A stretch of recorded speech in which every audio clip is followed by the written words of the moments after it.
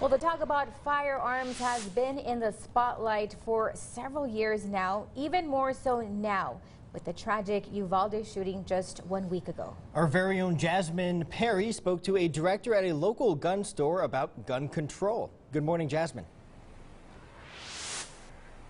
Good morning, Brenda and Trevor. As gun violence again tops the headlines of Uvalde, I spoke to a local expert on why and how a person should be educated when purchasing a gun. A gun is not a toy. It's something an individual needs to educate themselves with and realize it's a huge responsibility and know where it's at all times. God forbid somebody breaks in your house and they steal it from you because you left it unsecured, or a family member gains access to it and does something that is negligible with it. Sportsman Elite store director Richard Garcia says in the state of Texas, once an individual turns 18, they can start purchasing long guns, shotguns, rifles, and once they turn the age of 21, they can start purchasing hand pistols, pistol grip shotguns, and receivers.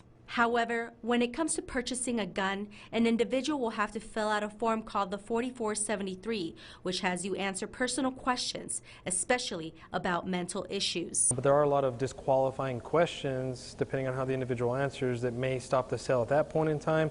Otherwise, if everything on the form is filled out the way that it needs to get filled out to move to the next process, then we move to the actual background check that is done by the FBI. Richard tells KTSM there has been times when a future buyer sees that they have to fill out the form and they decide to no longer purchase and instead walk out. So as much as we would love to legislate the evil out of the hearts of people, I think it's something where we maybe need to start looking at the individuals, the mental health situation, and addressing it from that point. Garcia says that if you are ready to be responsible to own a gun, then he encourages to take the classes. Now, if you purchase the gun just to prevent things from happening, then he says people should take a closer look onto owning a gun.